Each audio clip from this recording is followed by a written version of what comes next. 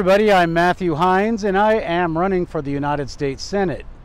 Now the reason I'm running for the United States Senate, actually one of the many reasons I'm running, is behind me up on this hill. Now on this hill there is a huge homeless camp, and the people in Seattle have just directed, this is the Seattle City Council, have just directed these people who have no place to live, they have to vacate this hill. They've got no place to go, and the fact is, in the last budget session, they gave $1.5 million to help illegal refugees have lawyers and have a place to live. And what's here for American citizens? Actually, in 2017, when the Trump government told the city of Seattle they would lose up to $250 million in funding if they didn't close down this sanctuary city, they sued, right? So these people could have had funding and shelter and everything else, but because of Seattle's politics, they sacrificed these people. Well, we're going to go up on the hill and we're going to talk to some of these human sacrifices, the people like Maria Cantwell and Patty Murray, who want to have all this high density, high cost housing in the city. Well, now there's no place for these people to live. In order for me to get where I needed to go, it was necessary for me to climb a long flight of stairs and follow a line of refuse and the strong and pungent smell of urine. Now, when I got close to the encampment, I found a shopping cart where I took a left and began walking down this trail. And as you can see, there is a lot of cover here, and it's probably not the safest place because I'm sure at night this is not very well lit. So I made my way along this trail, and I noticed that as we went along, remember, the city of Seattle is kicking these people out of these homeless camps, and so you can see these empty campsites, and they've been cleaned out. And so I was almost fearful that maybe I wouldn't be able to find anybody, but luckily I did.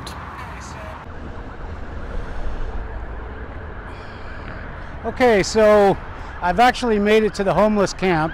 It's right behind me, and as you can see to my left, the hustle and bustle of Interstate 5 is right here. And so all these people who live here, they probably don't have a lot of room to complain about the noise. But as you can see, a lot of these places have already been cleared out. So I guess these are just the holdovers. So I'm going to go and ask them what these people think about this and try to get somebody on video. Okay, so we are standing at one of the encampments here, and I have a gentleman who has been living here, but they are kicking him out.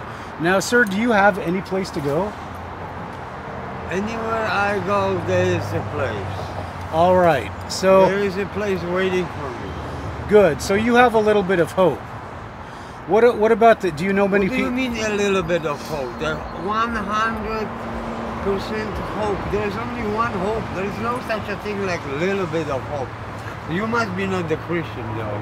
I am a Christian. Yes. You are pagan, probably. No, I'm a Christian. Actually, I'm a Mormon.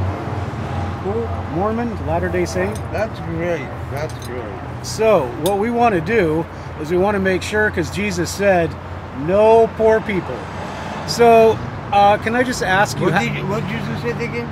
There should be no poor people among you. Jesus said that.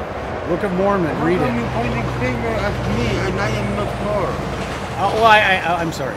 So you are not poor? No. So what will you do? Where will you go now? Anywhere I feel like it. Right now I am planning to go to the food bank. To where? Food bank. Oh, the food bank. But what about your house? Where will you live? I'm taking my house with me.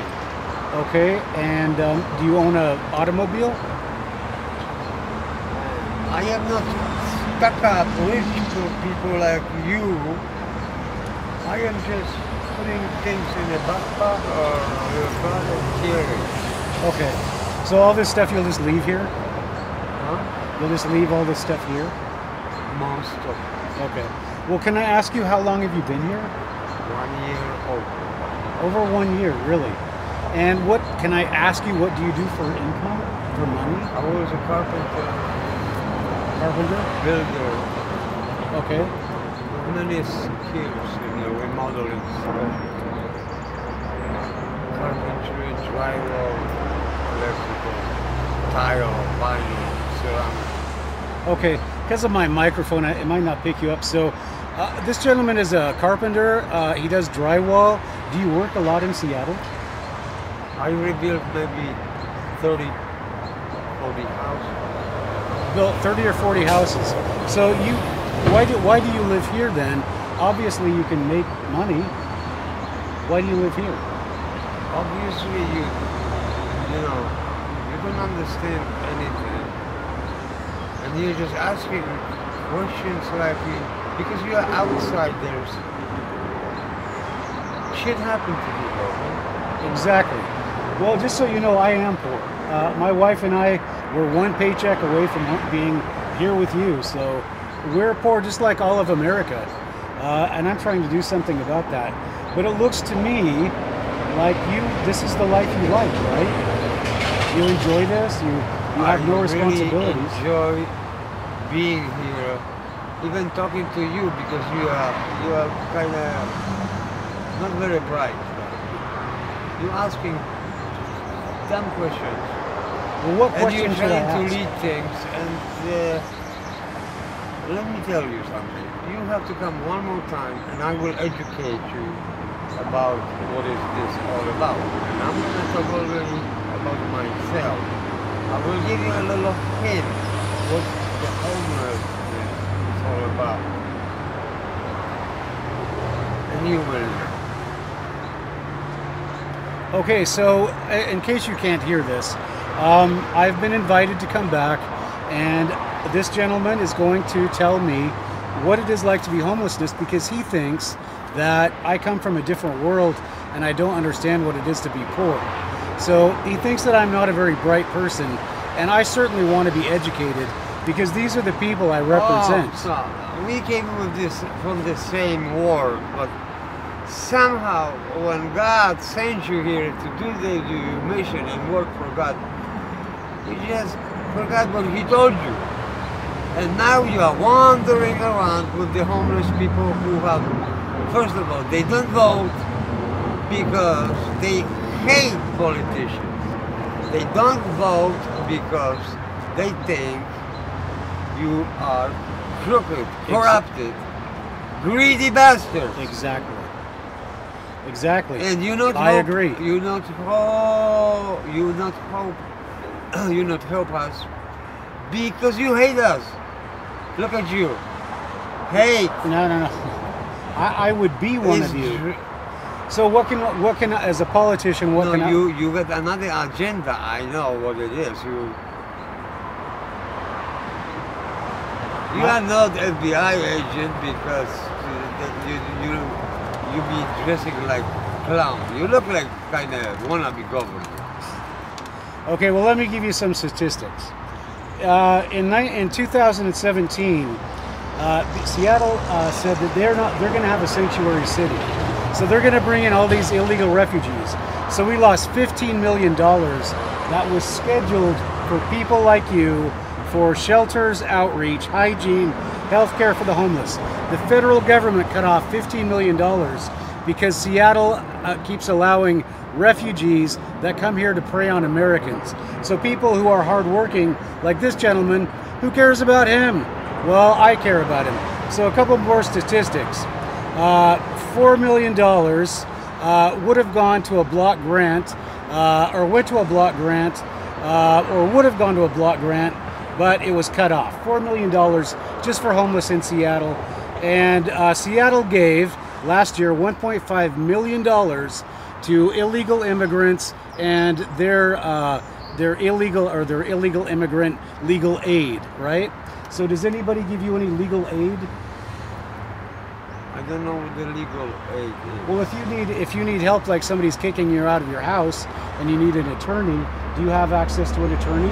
I don't need any attorneys because I don't have any problems with law. Okay, well, the fact is you don't have access because they spend 1.5 million on immigration, on people that are here illegally. I assume you're a legal U.S. resident, well, right? you're gonna guess until you will get home, and you will still guess if I am legal or not.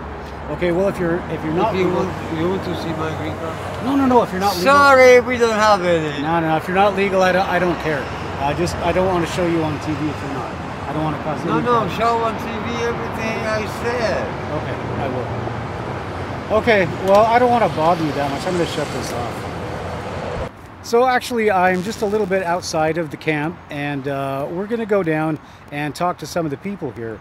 What I would like to do is at some point in time have a town hall meeting with these people and have a little feedback on my 12-item agenda. So right now, we're just going to walk down and talk to some of the people in the camp and see how they feel about being kicked out. Greg? This is Greg. This is my new friend. We're down at the homeless camp down off of, I guess this is Spokane Street, Columbia something? But yeah, we came down to talk to Greg. He's got to go to a meeting right now. So anyway, these are great people, and we're going to do something for them. So good luck today, Greg. I appreciate that. Yep. Right, Take care. His hands. When I finished talking to Greg, it became more than apparent that I had made him late for an appointment he needed to leave for, and so I gave him a ride down to the downtown section of Seattle. And along the way, he educated me about things that you would never think about being homeless. And the first thing that I noticed is that he took everything he owned with him. He said he moved from camp to camp, and so that was his lifestyle. And it was very shocking that these people live like this, and they're completely forgotten by the rest of society. But with somebody like Greg, who had spent time in Alaska and had worked on some of the boats that I knew from Dutch Harbor, it was just amazing that just a few mistakes or a few breaks the other way, and he would be back making money and being able to provide for himself. But unfortunately now I think that it's a question of substances and lifestyle choices for a lot of these people. And if we could just show them a little bit of hope, maybe there wouldn't be the lifestyle choices as an option that they choose. I'm Matthew Heines. I'm running for the United States Senate 1st Congressional District in Washington State. Please watch for the next video.